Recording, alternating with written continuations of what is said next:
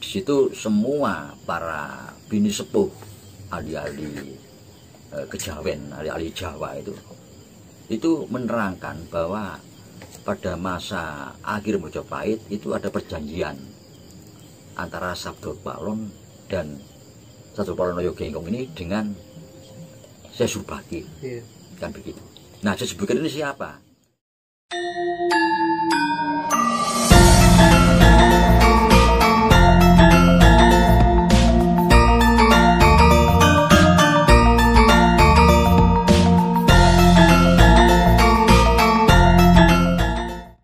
Supaya tepat sasaran dalam kita berbicara tentang Goro-goro yang dikaitkan dengan Meletus Gunung Semeru itu, kami tarik ke belakang, jauh ke belakang.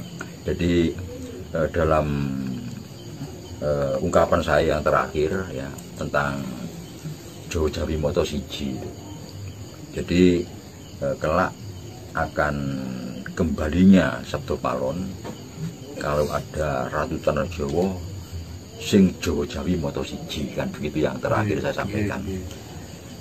Di sini kenapa kok seperti itu? Jadi sering saya katakan bahwa perubahan peradaban yang paling ekstrim ya dari manusia ini, beralihnya pandangan manusia ini tentang doktrin kosmogoni, doktrin kosmologi, jadi tentang sentral kehidupan ini pada alam, lantas berubah menjadi ditarik ke nilai-nilai kemanusiaan yang disebut dengan humanisme itu. Humanisme, jadi manusia sudah mulai memperhatikan manusia itu sendiri, nilai kemanusiaan. Jadi yang konon bahwa manusia itu sebetulnya tugasnya menjaga alam. Sekarang justru setelah beralihnya peradaban, manusia minta dilayani oleh alam. Jadi semua demi kemanusiaan.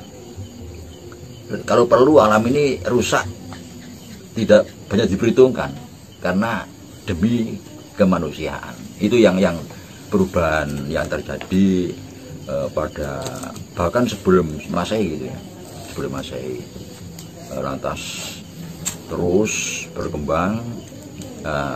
Titik yang pertama itu yang akhirnya menggugah manusia untuk kembali kepada doktrin kosmogoni itu kejatuhan Bizantium itu. Apa itu, Mas? Konstantinopel. Oh, Konstantinopel. Jadi Konstantinopel kembali kepada Turki ya. Tadinya dikuasai oleh Romawi kan.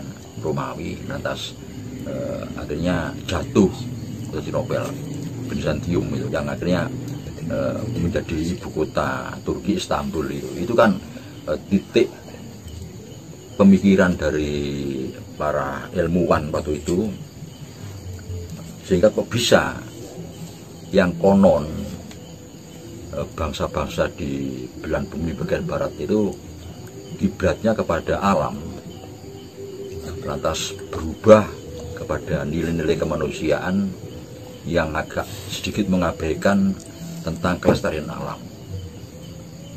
Tapi demikian berubah, kok malah Romawi itu lemah. Itu yang menjadi pemikiran. Romawi menjadi lemah, sehingga Konstantinopel jatuh pada Turki. Di sini diceritakan dalam sejarah bahwa akhirnya para cendekiawan, para mahasiswa, para profesor itu berkumpul di kota namanya Florence. Florence yang dikerjakan cuma itu. Kenapa kita menjadi lemah setelah kita tidak lagi memuja alam? Jadi memuja dewa-dewa itu kan diartikan memuja alam, atau memuja alam itu oleh orang sekarang diartikan memuja dewa-dewa, memuja gunung, memuja laut, memuja pohon besar, kan memuja dono kan itu yang dikuasai oleh dewa-dewa. Nah, sekarang ini pengertian memuja alam, pengertian memuja itu sudah berubah, dianggap menyembah alam. Berarti memuja sama menyembah sesuatu yang berbeda. Mestinya berbeda. Ya. Jadi manusia pada saat disebut konsentrasinya kepada pelestarian alam. Ini oleh orang sekarang diartikan menyembah kepada alam. Kalau memuja itu kan kayak orang muji gitu sih, Mbak. Nah, sekarang hendaknya sudah kembali kepada pengertian lama. Namanya memuja alam itu tidak berarti alam itu dianggap segala-galanya, enggak. Merasa bahwa manusia bagian dari alam. Kerusakan alam adalah kerusakan manusia. Kelestarian alam, kelestarian manusia. Kemakmuran alam, kemakmuran manusia. Karena manusia itu bagian dari alam dan tidak terpisahkan. Bahkan alam itu ibarat ibu kandung dari manusia. Itu kan ya pengertiannya memuja itu. Tapi setelah perubahan peradaban yang namanya melestarikan alam, konservasi alam, menjaga jangan sampai alam itu rusak, itu dianggap itu dirubah menjadi menyembah pohon besar, menyembah batu besar. Kalau dulu kan enggak, ada batu besar di kampung dilestarikan, dibiarkan, tidak boleh dirusak. Tapi perubahan peradaban akhirnya batu besar itu dipecah, jadikan bangunan, rumah, gedung untuk kepentingan manusia. Semua hutan itu kayunya dimanfaatkan oleh manusia. Apapun dimanfaatkan demi kepentingan kemanusiaan. Tidak peduli alam itu rusak. Ini peradaban setelah manusia itu berpikir tentang nilai kemanusiaan. Bahkan, nah ini kalau dibicarakan lebih lanjut, perang, semua perang itu dalilnya demi kemanusiaan. Sampai blok barat, blok timur, perang Amerika dan Rusia, apa demi kemanusiaan, demi nilai-nilai kemanusiaan. Itu alasannya. Padahal perang. Sampai pernah terjadi perang di Indochina ya, di Vietnam antara kelompok Nordom Sihanouk, kelompok Pol Pot, Khmer Merah, saling berperang, saling menghancurkan demi kemanusiaan. Nah ini aneh. Demi kemanusiaan. Iya, alatnya demi kemanusiaan. Jadi semuanya kalau sudah demi kemanusiaan, demi manusia, sepertinya alam itu bisa dirusak.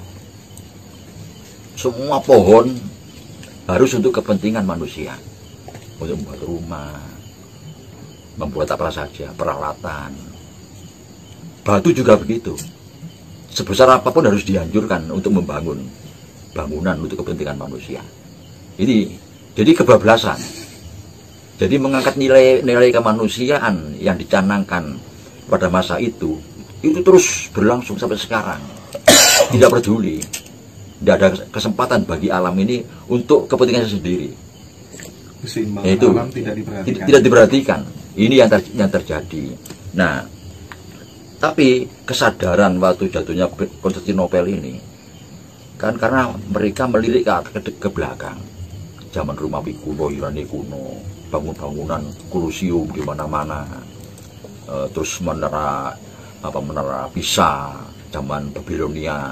Loh kok dulu hebat sekali leluhur kita itu kan begitu. Kau sekarang menjadi seperti ini.